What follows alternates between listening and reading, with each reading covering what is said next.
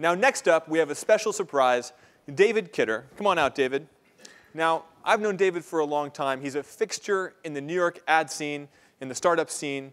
He has a club, the Serial Entrepreneurs, breakfast with a C, cereal. I showed up once and ordered fruit, and he was like, no, you're out.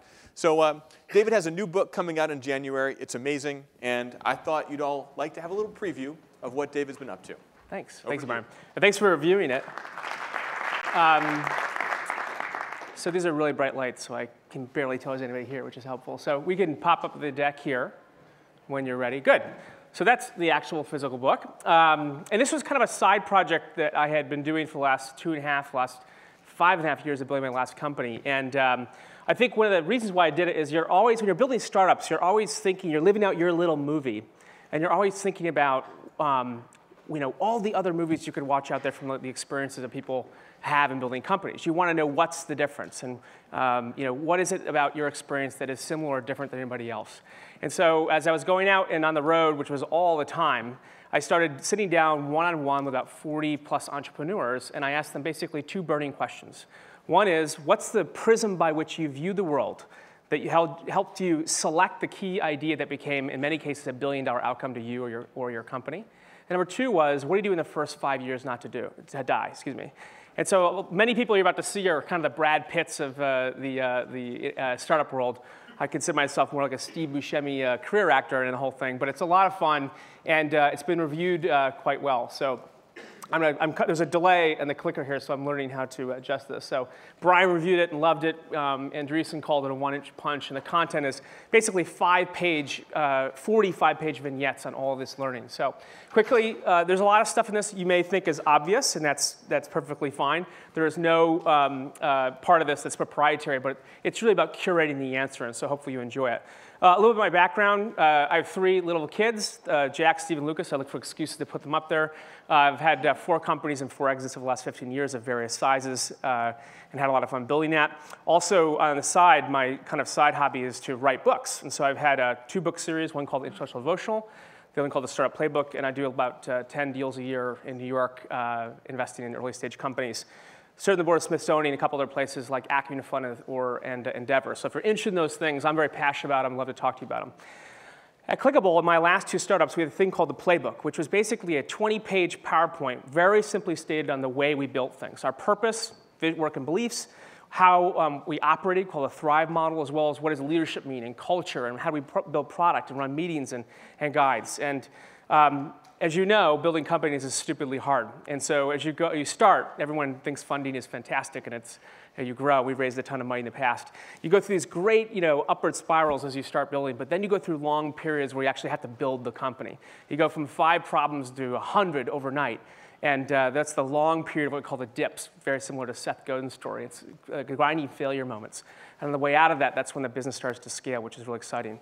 It was during this period that the last 5 years I shared is when I went out and said, what is the difference? And I started having these conversations with the founders of LinkedIn and iRobot and Causes, and from Elon Musk to Reid Hoffman and Peter Thiel, all the way to Sarah Blakely, the founder of Spanx, and the second self-made billionaire woman, Tony Hsieh, Robin Chase at Zipcar, and others.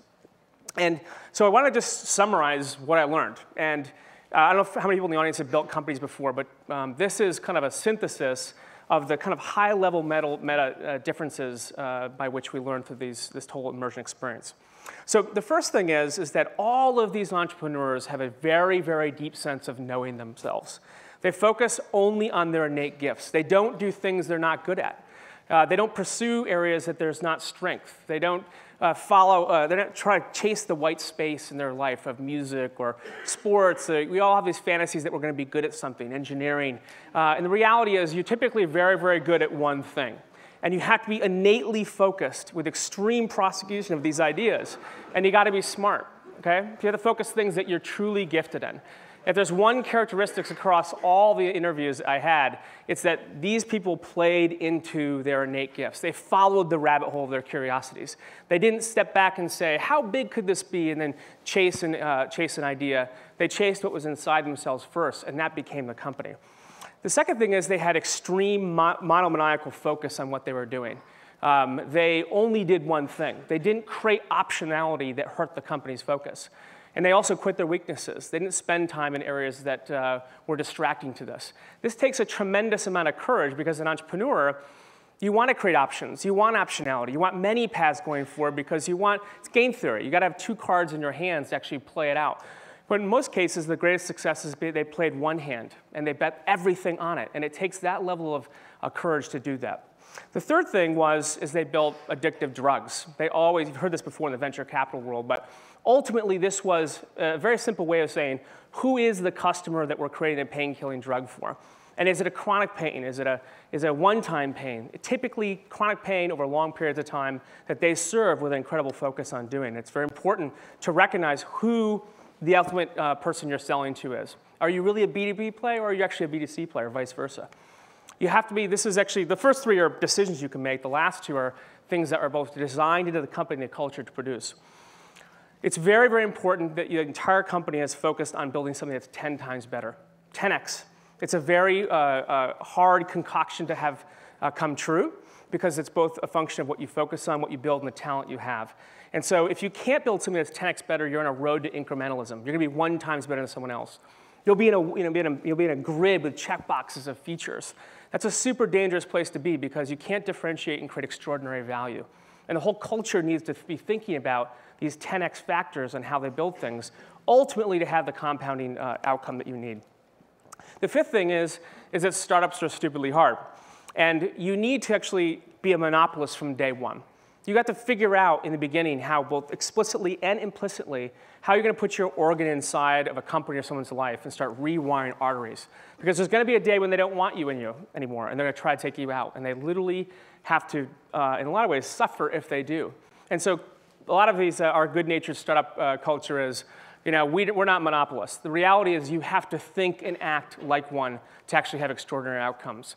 So those are the 5 things. Those are the 5 prisms of what I learned. And I think as you go through the book, you'll kind of hopefully come to a similar outcome. But you also can kind of build your own playbook and understand what's behind these people. So I'll give you a quick highlight of a couple of people in the book.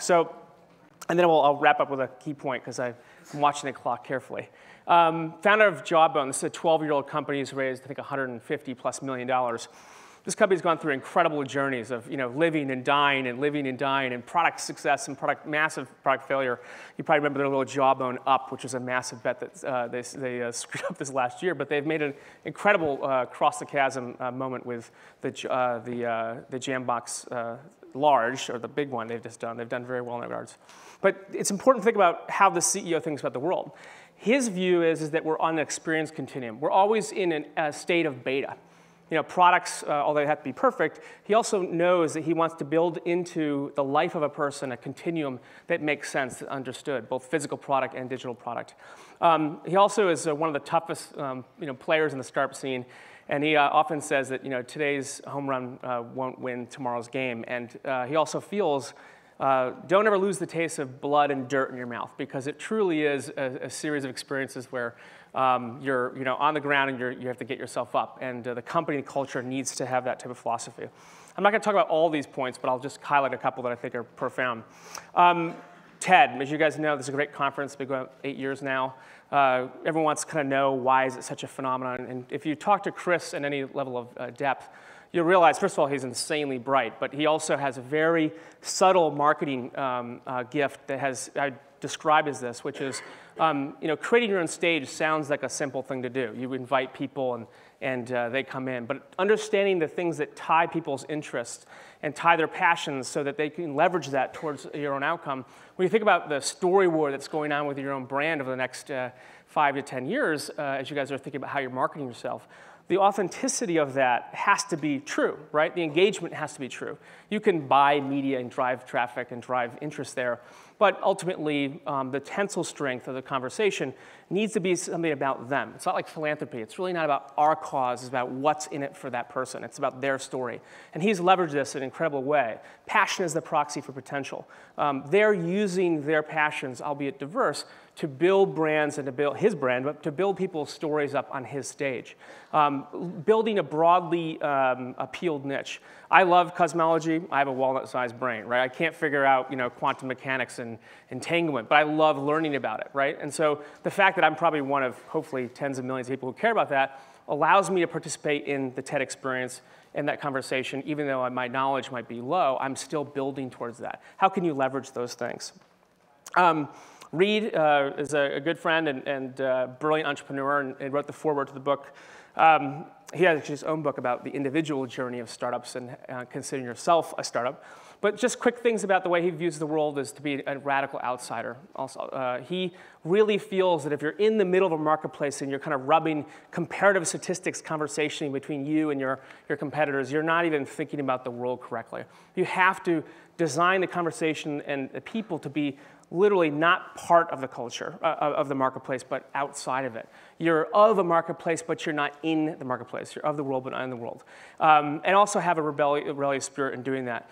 And also think incredibly patient about your position, because very often the marketplace has to come to you, and that's your bet that it will. And it takes a lot of gall to do that. Elon you probably know him. He's probably one of the greatest entrepreneurs of the last century. He's a genius, but he's also an incredible businessman if you spent time with him, operating a company in a lot of ways just as a natural gift to him in addition to spending time on product. So his second point here, great companies are built around great products. You can't operate and build a company if you're going to build something great. The CEO, the founder, needs to be sleeves rolled up, building the engine, building the car in this case, building in a way that his knowledge, although it may not know everything, his awareness is so gritty and so deep that it's not like you're outsourcing to your team internally. You must know what you are building at an innate level and at a gifted level that means you're on the floor building. No great company is built without that. Never engage in wishful thinking. You may be operating a company, you have all the pieces and all the venture capital and all the right partners at the table, and you're wondering, why are we not scaling, right? Very often it has to do with that second point, which is actually it's that trust but verify idea. You're not engaged deep enough at a product level or a marketplace level to actually influence things to make the marketplace work or make a product work for you. And so you're kind of crossing your fingers saying, my job was to get the money and the talent and the team together and build our vision. Their job is actually to deploy on that and deliver on that. It actually doesn't work that way. You must be engaged at a level to assure that outcome is true and think long term. You'll start to hear some of these stories, thinking long term, those sort of things. Good thing Steve Blank, who wrote the 4 Steps to Epiphany, if you've not read the book, I highly recommend you read it because it's phenomenal. It is in a lot of ways the startup Bible of the Valley, and it's true. The good news is that he also says focus on your core ability, your innate strengths as a company, as an individual. Number 2 is that you can actually learn how to be an entrepreneur. It can be taught. Not everybody's good at it. It's like art school. Send 100 people in an art class, 5 minutes you know who can draw. 20% of the class can actually learn, and the rest should be working for the other 2 cohorts. This last point, he says, is incredibly profound, which is you need to first convince yourself, then the team, and then the marketplace. If your vision is not 100% true to the CEO, in the confidence and the commitment, it will not translate to the team, and it won't translate to the larger marketplace. And that axle, that alignment, has to be at almost a quantum level correct inside of the founder CEO because it flows in that direction. If that is not true and you're wondering about why you're not scaling, it's probably because of that third point. I'm going to skip Chip. Love Chip in his hotels. He also talks about creating joy, having a spirit of fun, but also being an outsider. Jeff Walker, very incredible entrepreneur and inventor at Priceline. 3 little quick things. He says Americans are great entrepreneurs, but they're also bad in a lot of ways in the sense that they feel like all progress is good progress. It's like football. We got the scrum, we moved 5 yards, let the dust settle, that was great. Well, in startups, it's actually a fairly wise thing to really think about your business. He likes to call that aim, ready, fire. In this case, aim, ready, fire. Take that extra time to truly think about the bets you're going to make that have the long-term impact so that when you do make them, the progress you're making is the right progress. He also talks about complexity. Technology is not complex. People are complex. I completely believe that. Also, talk to people close to your business and far apart. It needs to make sense to both audiences very often. You can't just be in the echo chamber of techno babble or product babble. It needs to make sense to both audiences so you learn how to explain it because making something simple is the hardest thing to do. This is his library, so if you want to talk about vision, this is his library at his home in Ridgefield, Connecticut. It's the largest private library in the country. Been there a couple times. That's actually Sputnik. He's a collector. And this is his life work. This is why he works, is to create things like this. These massive parts of his life where he can research and think. And he creates magic in that way. I want to share just this last thought, which is more personal because I think ultimately the company is a reflection of you. And while these things are important because they're tactical, at the end of the day, this is a people's business, and perspective and the right way to look at the world is very important. So one is beware of very cheap advice, right? Because there are no I don't believe in mentorship in the sense that's going to help you. A lot of the advice you're going to get is, should be let your life speak, and you should be very cautious about what you get from wisdom. Wait for the next slide. But there's 4 quick ideas that I wanted to share real quick. One is, we won humanity's lottery, and the culture needs to be thinking about that as well. The reality is we should have been born thousands of years ago, walking for water for 6 miles a day. Even though we've had hardship, we're 10 days without power so far. My kids are frozen. In a lot of ways, this context is very important because you need a gratefulness in the company. Number 2 is you can't suffer from a sin of comparison because every company has a different arc and different journey. One of the things I didn't publish in the book, but I asked the question to this audience was, what percentage of your outcome was pure luck, just dumb luck of the hundreds of millions or in some cases billions you made? And the number that they said across the board was the same, 65%. So think about that for a second.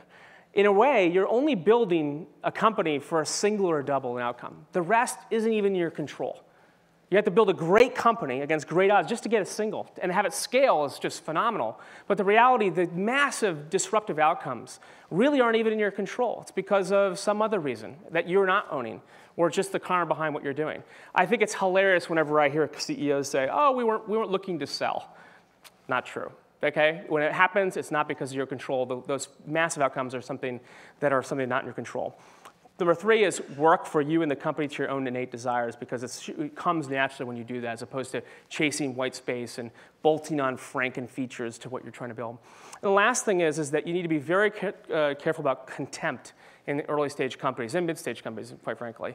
You need to have the wind at your back because it's so hard to have. The easiest way to destroy a company or a marriage or whatever is to start letting the unspoken thoughts wind up of what you did versus someone else or how they failed and you didn't, those sort of things. I have a rule called the 7-to-1 rule, which is a belief that you should try to be doing extraordinarily more good than bad in that ratio. It's actually impossible, and that's kind of the point. But you need to be able to address things because people and products and data fail. But you can address it directly, forgive each other, move on. You need to create a culture as wind at your back. And this is what I really look out for because it's very dangerous. And take action on these things is actually, it's good to think about them, but actually make the company act on the most important things. And lastly it's really not about money. A lot of these companies and the entrepreneurs behind them, they had such patience about things. And it's hard because I've raised a lot of venture capital over the years. It's hard not to think that really this is about the exit. This is about how big it could be. But there's actually a violation of that innate gift when that's the case. You have to be very careful because you have to read what is good, and that allows the companies to do the right things. So enjoy the book. Thank you for listening. And this is, I think, the second time I've talked about it, so good preview. So thanks. Thanks. Yeah. That was fantastic. All right. Thanks, David. Really great advice for all of us. Book's coming out in about a month, 2 months, and I think it's something that we should all have on our table just to peruse and try to remember all of these lessons. It's a lot to keep in touch.